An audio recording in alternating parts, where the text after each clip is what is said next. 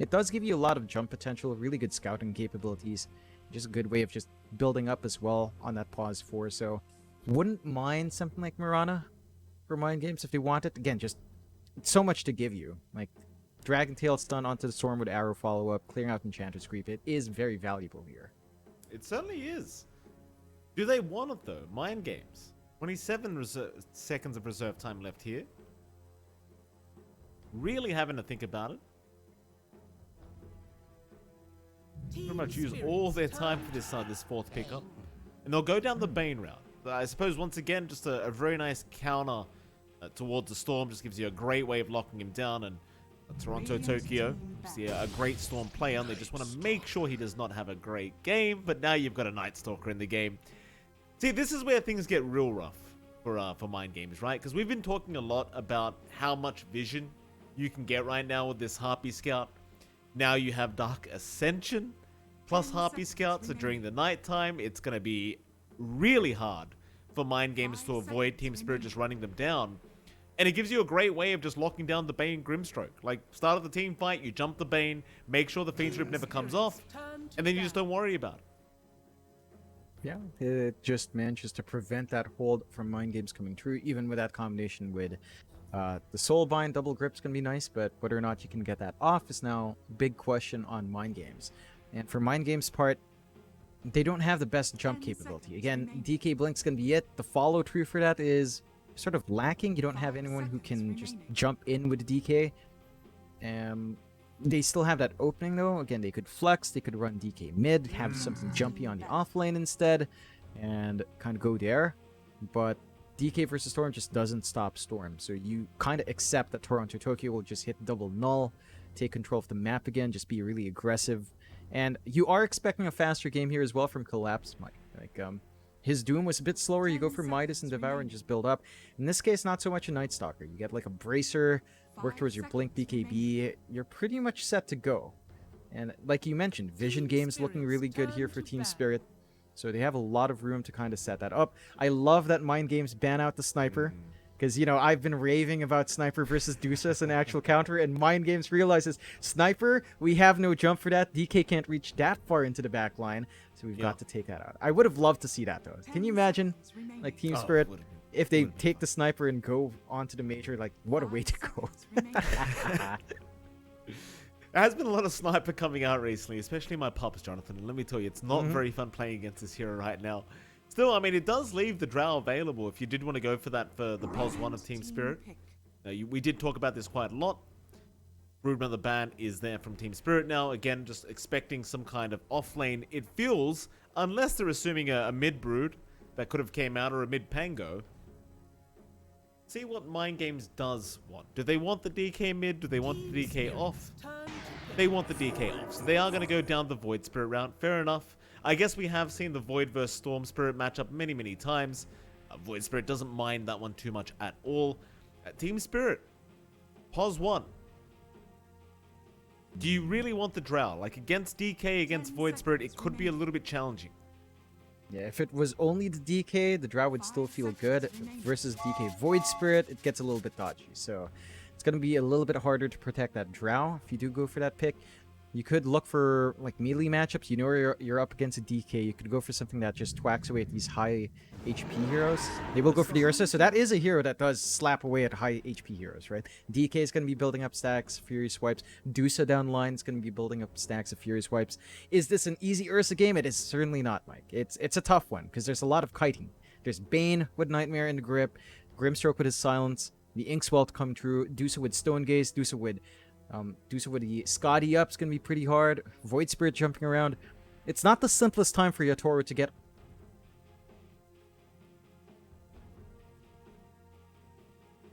condition this time around. And TSpirit's going to have to execute, to the same level they usually execute.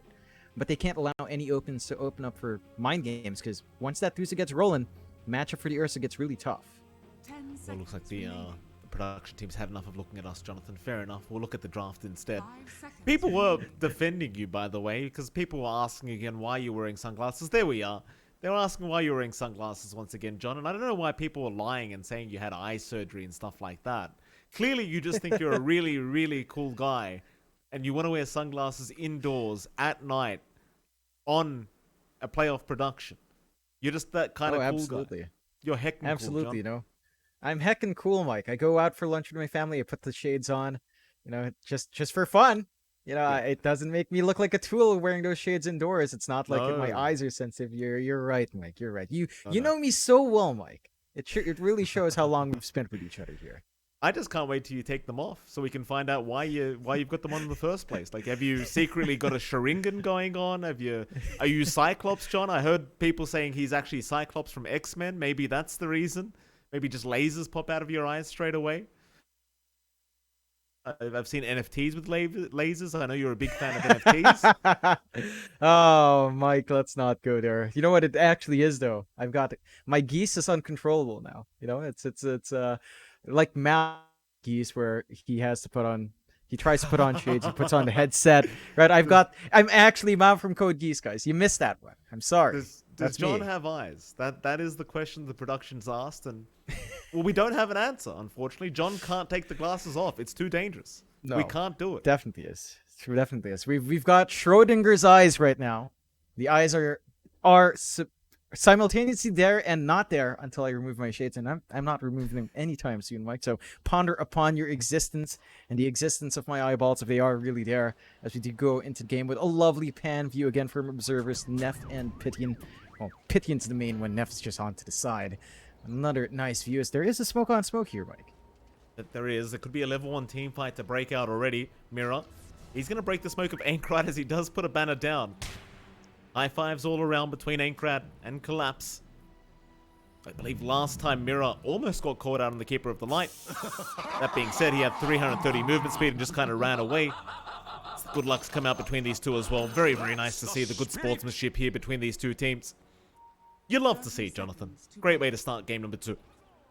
Yeah, just hold yourself in high spirits. You know, MindGames, they have a lot to play for. They know that this is make or break, but you have for every game, reset yourself mentally. Big part of what keeps the best Dota 2 teams up. Same thing for Spirit. They can't get over their heads. They've got to respect their opponents and just level out and just be happy and play. Toro gonna show up. Toronto will be there. Tushra, he'll cop an impetus to the backside from Aposhka, and that's gonna be enough for him. Other side of things, Aincrad was being chased down by Mirror. Gonna be fine to back his way out as well. It's fine. You know, one thing I really want to talk to you about, John. In fact, Collapse is copying a hell of a lot of damage too on this Night Stalker. He'll be fine as well. Doesn't have any regen though, just the bracer, but more high fives coming out. Collapse. He has some pretty decent base regen. Mirror will have the salve available for him. Slayer sticking around just in case he can cancel. He might try. Looks like it's just going to be more damage flying out onto Mirror. John, the question I had for you before we do get into this laning stage properly. When we saw Ursa vs Medusa, the Ursa ended up building Battle Fury. And I was quite shocked because I thought we were going to go down the Diffusal Blade route.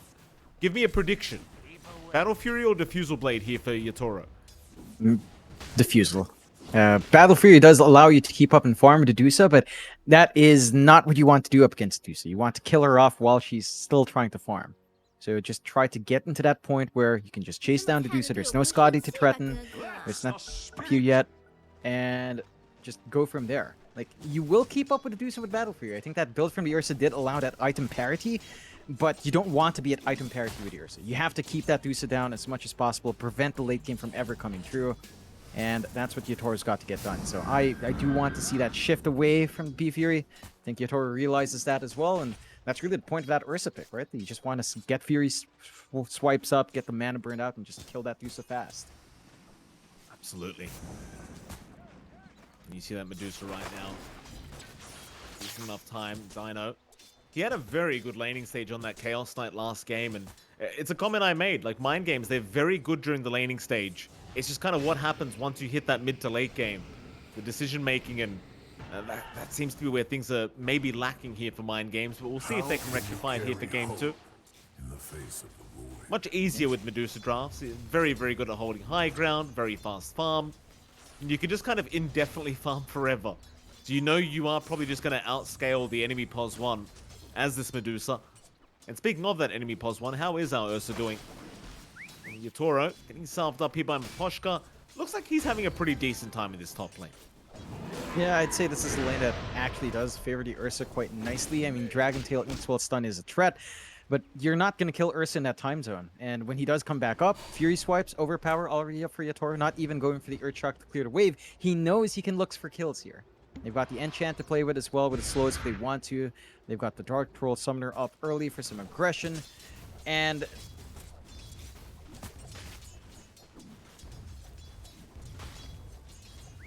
not quite finding as much CS as he'd want, so he isn't getting bullied, but he's not finding the farm he needs, and it's not too bad now, but if this maintains for the next few minutes, it's not going to feel great for that Dusa. Certainly isn't. Mid lane, of course, the one we haven't really talked about at all. Toronto, Tokyo, and Aincrad going to be going at it. So far, so good for Toronto, Tokyo on this. But to come out, and it will be. Patushra able to get it done. Miposhka getting caught with his pants down there, and it's very hard to escape with the Dragon Tail Inkswell combination. Got plenty of damage with that. Yeah, but I don't think you mind. Just look at Yatoro. He's uncontested. He's not the one being bullied by the double stun. This is exactly what the Enchantress has to do in this lane. Take attention away, enable your Ursa to farm up to that Orb of Corrosion, to that quick diffusal, and just hit your early spikes. You don't really care too much about dying. The kills are important for MindGames to find, but it's not the important heroes to kill. So TSpirit are still standing on fairly decent ground, although that is a pretty good boost for MindGames. That should allow Patushra to hit that double bracer timing really nicely and just go for a push once he has 6. Power runes, or rather water runes, going to spawn up Toronto. And Aincrad going to fight over them as Toronto now might get a bit active. No level 6 yet on Aincrad, so he can get a lot of damage out in this storm, and he's going to keep going. Maybe one more Remnant will do it. Aincrad still trying to back off. Toronto, he really wants the kill. Aincrad trying to fight back with the Aether Remnant, and he's got enough. Tips out. That's the spirit. Toronto just getting a little bit too greedy, and he does get punished for it. That was really sick from Aincrad. Just standing still, getting the bait off, having faith that his Remnant would land. And right under tower, no creep wave to dodge that for Toronto does get punished. So now the bigger kills are rolling in for the side of MindGames to get Aincrad kind of topped up as well with a salve. Doesn't quite get the bottle refill from the lane rotation, but you start to build up. And TSpirit again have to be a bit cautious about dropping some of these early kills. They're still finding a good time under other cores. But you will have to expect that the Void Spirit, once he does get his own null timing, double null probably into, say, Yule's or Kaya, he is going to be set to run around the map and start to get some aggression going for MindGames as well. Yatoro going to try and move in on top lane. Patushra copying a hell of a lot of damage. He'll go for the Dragon Tail, but Yatoro just needs one more hit for Bignum. Very nice body blocks, and Miposhka, he's not going to quite have enough. So the salve will be there for the DK, and he will live for another day. Nice body blocks from Bignum to save the day and allow the DK to just remain in that top lane. They get a good read on what Yatoro was trying to do in the Ursa. He doesn't have Earthshock, so he can't jump over. Instead, again, just going all in and overpower and Fury Swipe. So no value point means that you can already get slightly kited around early on in this game. You have to watch that. Missed kill opportunity, does go back to farming. Not the biggest loss in the world, but a big boost of confidence here for MindGames. Just getting these small plays out. Top lane again. They're trying to make the move in. Dragon Tail's there. Miposhka gonna rotate. Enchant is up in 1. Patushra gonna try and fog him out. Yatoro gonna end up giving up on it. Creep wave much more important right now. Patushra not quite as important. I suppose at the very least the DK not having the greatest time farming against the Ench. There's just so much pressure. Just never know when that gank attempt's coming, and Patushra, he's not able to CS the way he would like. Meanwhile, bottom lane, bit of a dive in here onto Slayer. Slayer still trying to fight against Mirror. Eventually collapse, just gonna chase him down and will be able to secure the kill. Just enough damage on that Illuminate to allow Collapse to go for the final hit. Yeah, this is looking pretty ugly for MindGames spot. You're already jungling on your Dusa. Dino doesn't have that bot lane to play with. Collapse did a great job of shutting down. Like, just look at the CS disparity. It's not big. You know, you are getting some farm on Dino, but that's mainly jungle creeps.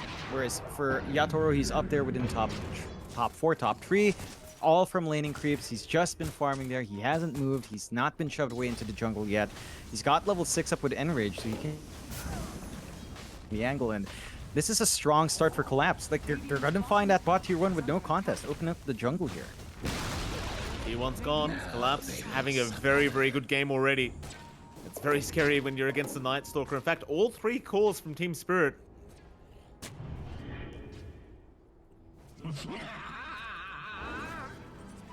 Off to a great chase down. Ooh. Nice pushback with the tornado. And Patushra surely has nowhere to go this time. This Mposhka, he'll take the kill with the impetus. You gotta love this new Hurricane ability with the Wild Ring Ripper, John. That's a bit of depth to the game. Yeah, the old one was pretty boring. No, you couldn't really... I mean, it had no pushback. It was just a channeled spell. Now it's more active. It's a really great creep to use to reposition heroes. I know. Bit of a fight over runes. Medusa is being chased down. Collapse. He's not going to stop either. Dino low enough. They don't have another way to cancel TP here, so the Medusa is going to be okay. They are certainly doing a good job of just zoning her out and forcing her back to the fountain. Going down that farm, and you lost that bot T1 tower so early. It is going to be rather hard for the Medusa to find an area to farm in. Because you don't really want to go triangle yet. Like, you don't really have the greatest damage for that. No, you don't have the items, you don't have the Dragon Lance. Levels are starting to stack up. Level 2 split shot is pretty nice, but not ideal to go into that triangle. And again, TSpirit's done a great job on the offlane. Collapse has done amazingly well to just slow down that farm. The side of MindGames are starting to clump up top, starting to look for a bit of a shove in with the DK level 6. They're dragging a lot of heroes to get that done. Einkrad going to be showing up here as well. Could find a nice opportunistic kill on Yator if he does stay too long here. They could. Tushra almost going to try and bait them in. Einkrad has rotated. No Astral Step connection yet. Actually, they don't got on anyone. Aether Remnant's there, but it's a very messy initiation, and now Toronto, he sees the mistakes being made. That might be a tip to come out. I wouldn't blame them. For Tushra and Bignum, they'll be okay to back off, and Einkrad not finding anything. And that was really awkward. He didn't find the angle to jump in with the Inkswell, just kind of ran around that tier 1 tower. Great cut off from Mposhka, standing on the side right near that path onto the small camp, just to provide a little bit of vision inside, having creeps around up as well, so if they drew aggro away, if they just showed up, that would have been easily read by an Ench.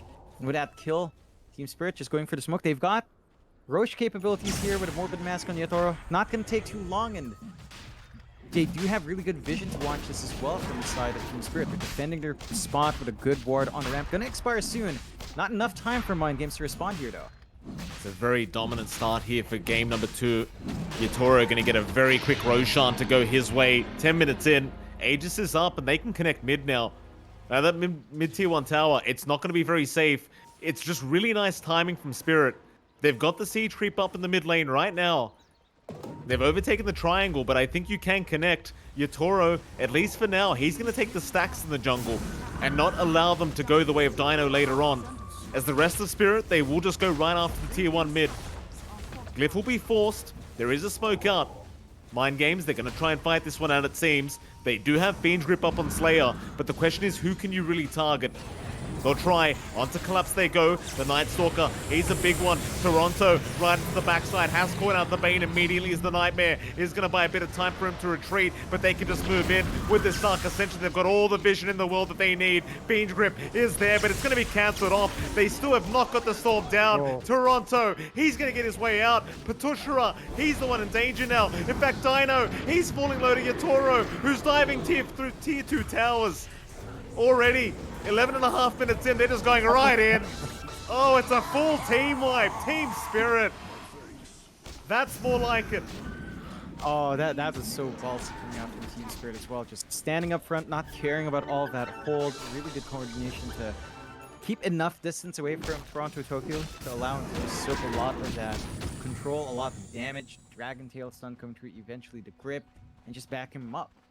And our Ursa, Yatoro, he cleared out the stacks. He was on very low HP off the back of it. Didn't matter because all the attention was onto the storm. So they didn't manage to burn the Aegis away. Just managed to run in, gets the clapping on the Dusa, and this is just looking to be a really rough spot for MindGames. I'm like, with mid-tier 1 gone, their bot jungle's very exposed, their triangle's really easy to still jump into here for TSpirit.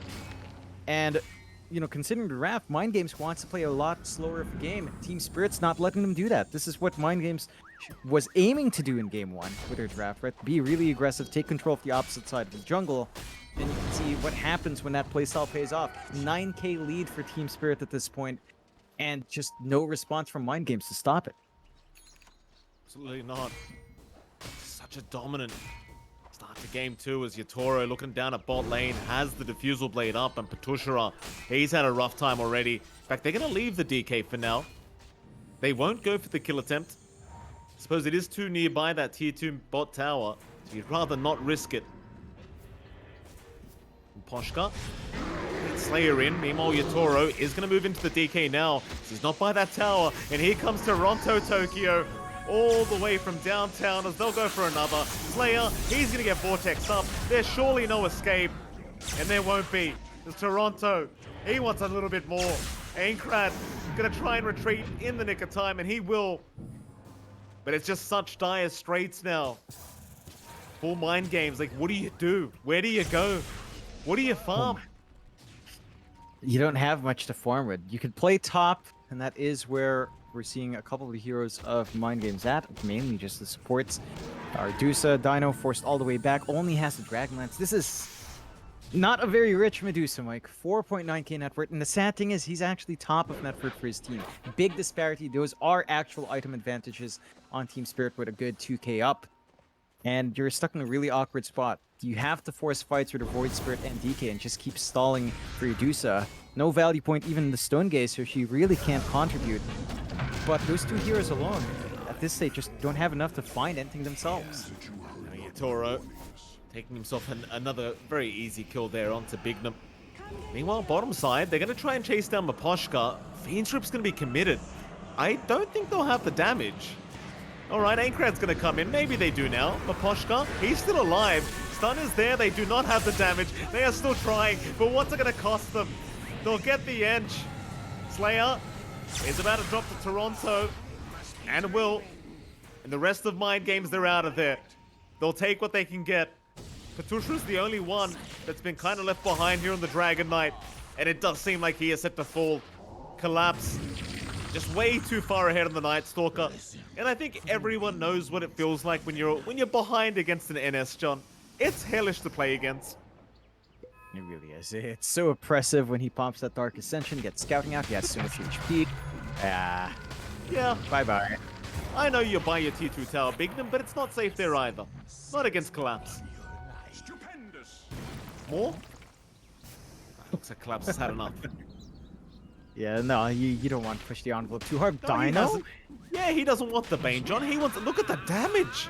Dino, he's lost all his mana. Luckily, Collapse doesn't have any help around.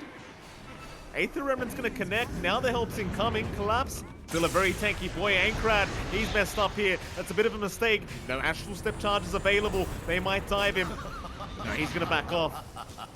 They do force more rotations as Dino now is going to get jumped. No hesitation from Yatoro, and now Toronto. He'll go after Bignum.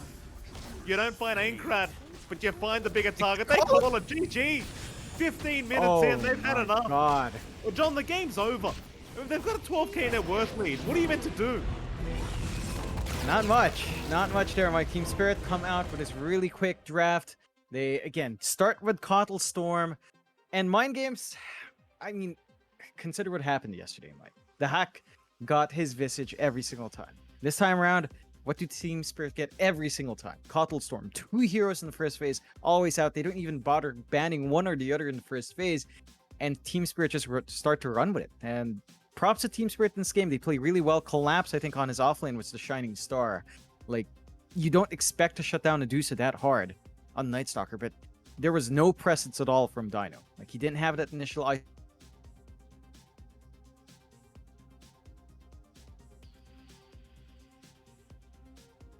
Spirit, and the Deuce is taking farm that maybe your Void Spirit would want. Your DK didn't manage to hit those quick blink timings, and from there it just kind of started to run out of control for TSpirit. So again, TI winning team. They looked really good for the past tour. Tour 1, they looked amazing.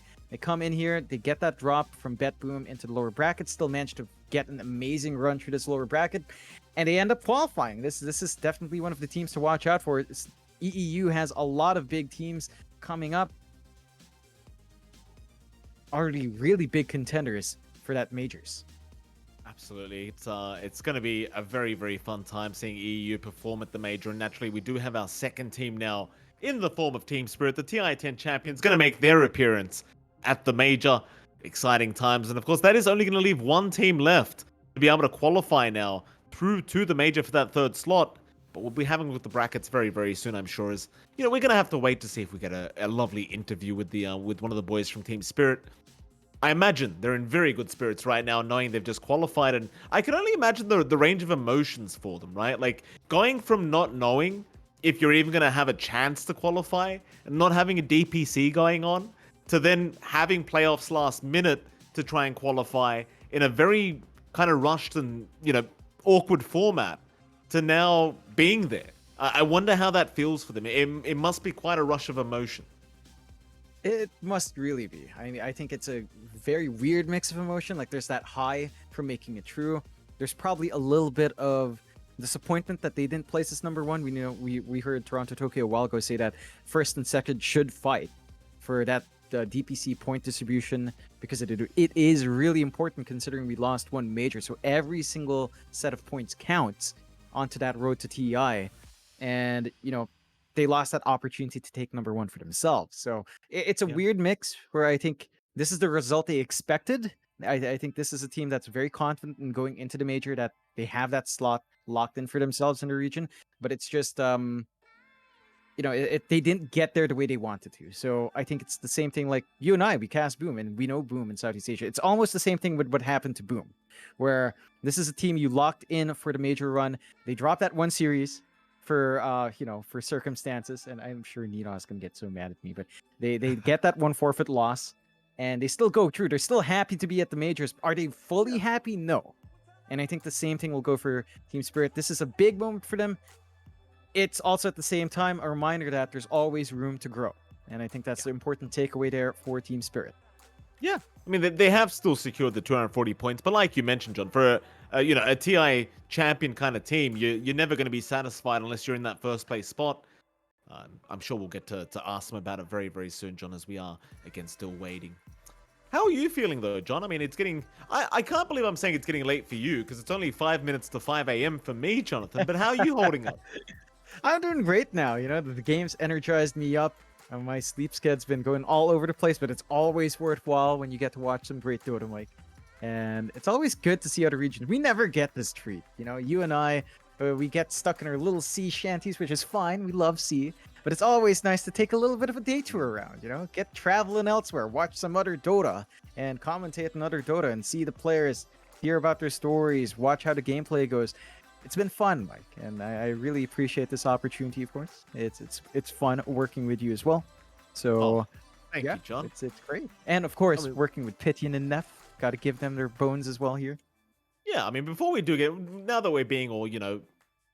I don't want to say romantic, Jonathan, but now that we're being all gooey and stuff, I want to say as well, like, you and I, considering we do mostly cast SEA, coming into Eastern Europe, you know, we can be honest, John, we were kind of a little bit nervous that the viewers wouldn't be, you know, too accustomed to our style of casting and too accustomed to our voices. But I've got to say, overall, the reception's been quite positive. So I guess from John and I, thank you very much to all the viewers for being so polite, so nice to us. We weren't really expecting it, but we do appreciate it, and we love you all. Yeah, I think, again, you know, we're strange faces in this region. I think a lot of people were surprised to see us, but it's nice to have that nice gooey feeling, Mike, and I'm happy. Of course, there's been much more shouts for John. I wonder why, Mike. You know, you've been complaining, and I guess that's fine. They love you too, Mike. Well, it looks like we've got someone on the way very, very soon, John. We do have a third place decided tomorrow as well. That's what we should be talking about. You and I were talking about us. we're going to talk about the bracket later, apparently. All right, never mind. We won't talk about it now. But we do have our third place decided tomorrow. It does seem like we have an interview on the way, and it seems like we have Yatoro joining us. Yatoro, can you hear us, sir? Yeah, I can hear you. Hello. Hello, sir. How are you feeling? Congratulations on qualifying to the major. What's the emotions like right now? Um, it's fine. I can't describe these emotions, but it's okay. We don't lost, so we're fine. Did you have any fears of losing Yatoro? I mean, you guys looked so brilliant going into this series and the last one as well. Did you have any? Did the team have any fears that you could lose a series and get knocked down? Yeah, we all the time we scary about lose. We don't think about win. We scary about lose, and that's why we're playing. Seems like in the last game. Okay. Fair. I mean that last game, game number 2, ending in what was it, like 13 minutes, 14 minutes or something, kind of insane. What are the comms like in a game like that? Like you guys are just rushing them down. You're not giving him any space. Well, what are you guys Yeah, talking about in that kind of game? I'm just to say to just pick me Ursa. I'll win in 10 minutes, but I fold. I win in 30. So did, that's it. did you really say that? Seems like yeah. I'm just saying just pick Ursa. I want to play by my spirit, and that's it. I mean, you were almost there, Toro. Maybe at the major you can try for the 10-minute GG, I guess.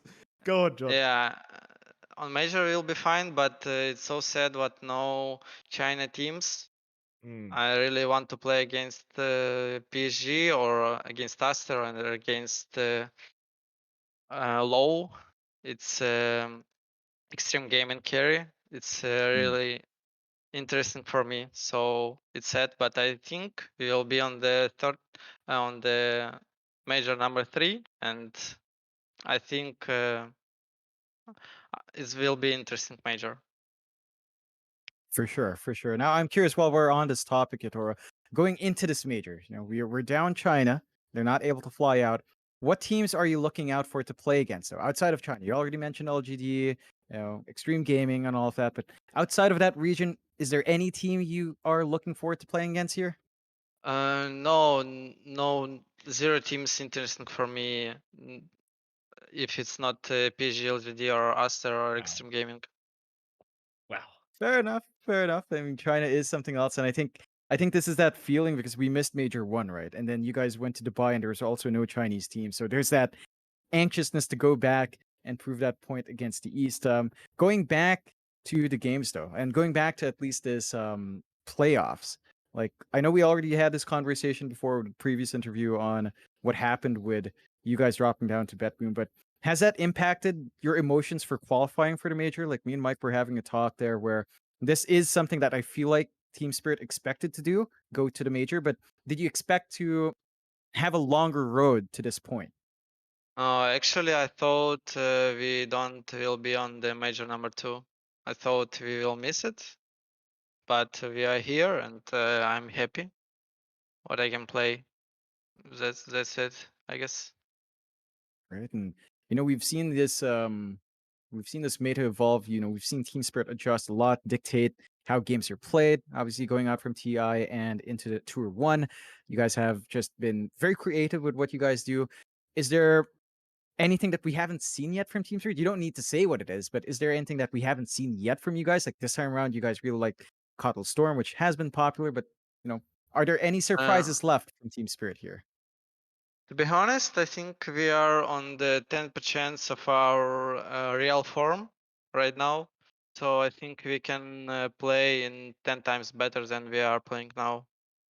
So I hope we'll show the best game of Dota on the major. That's fair. That's fair. Mike, you got anything else here? Well, I mean, Yatora, I gave Maposhka the opportunity the other day. I'm going to give you the opportunity. Do you have any words for your fans out there, the fans of Team Spirit? Do you have anything you want to say to them before we let you go? Peace for everyone and make love, not war. That's all, I guess. I love it. Thank you very much, Yatoro. Yeah, Congratulations on qualifying. We look forward to seeing you at the major. Congratulations. thank you. Thank you. Bye. Bye-bye. Thank you. Oh, yeah, Toro, he's a man of few words. I mean, he was talking quite a bit to us actually, but you can Mm. he's like a cold-hearted killer, right? Like he's straight to the point. I want the Chinese teams. I'm only interested in the Chinese teams. No other team matters. So he's going in. He sounded very confident, John. Once he's at that LAN, he's just taking names, and you heard him. He said he wanted to give me Ursa. We'll finish in 10 minutes, and he legitimately sounded upset that he did not get it done in 10. Yeah, he was almost 5 minutes 59 seconds off, so about 6 minutes off. Close enough, I think is acceptable. But yeah, he is a man of business, Mike. They focus in on that game, and I like their viewpoints there. I like that he feels like his team's not yet at full fighting form. We're gonna see a bigger spirit when we do get to that major. But of course, looking at that road to the major, we still have another bracket left, Mike. We still have one more slot to fight over here as we go into the last day of our EEU playoffs. And what a ride it's been for a lot of these teams, Mike. It certainly was, Jonathan. I mean, it's been a pretty, I don't want to say long ride, but it has been a bit of a bumpy ride for every team involved. But yeah, I mean, brackets, there's one slot left. Of course, you're going to have Natus, Vincere, and CIS Rejects going against each other. And naturally, I believe MindGames have already qualified through to the final. Na'Vi, CIS Rejects, they've got one series to go. And after that series, of course, right into MindGames for the final. Should be a pretty hype night. And John, I asked you this question last night about MindGames. I asked you the same question. So MindGames, TeamSpirit, I asked you, do you think TeamSpirit were worried? Do you think MindGames are going to be able to put up a decent fight? You erred on the side of no, and obviously you were somewhat accurate here with this best of 3 we just watched. I'll ask you the exact same question. Assuming Na'Vi or CIS Rejects make it through, one of them obviously is going to make it through against MindGames tomorrow for the finals. Do you think MindGames can put up a good fight here and potentially qualify themselves to the Stockholm Major? I think they can. I think, anything's possible. It's going to take, again, a lot of improvement. They're going to have to just go back and just look at what went wrong. I think, again, they have really strong laning, and I think that's a big factor for these two teams that they could potentially face off against. My main concern for MindGames is just a mental factor. Just having this opportunity to go to the major and losing that shot twice, that can play big on the mental game. So they need to have a really good reset. They need to reach an even point, approach these games with a clear head. And I think that's when the games become a little bit more manageable for MindGames. So, and that takes a lot of effort. And honestly, not many teams can bounce back mentally like that. So I would love to see MindGames show that improvement by tomorrow. It's going to be a tough one, as we've seen how tight EEU is. But it's Dota 2, and we've seen MindGames again. Their early game is really, really strong. They just miss out on a couple of opportunities, but they've got that strong start. They can just easily build up upon it with a few improvements there, Mike. Absolutely. I mean, they're not out of it quite yet here. MindGames, one last chance to try and make it to the major, and tomorrow is going to be a very, very hype night of Dota, I'm very sure. Of course, Jonathan, that is going to be it for tonight, and that's it for us for the EEU casting. So once again, ladies and gentlemen, it's been an absolute pleasure joining you here for the Eastern European DPC playoffs. A lot of fun, a lot of different meta that we got to witness, and it's been a great time for you and I, Jonathan, and I'm sure for the viewers as well. With that, we are going to head off for the night, but make sure you do tune in tomorrow for the final slot available for EEU. Apart from that, though, it is MLP Dota and JohnXfire, and it's been a pleasure. We'll see you all again next time.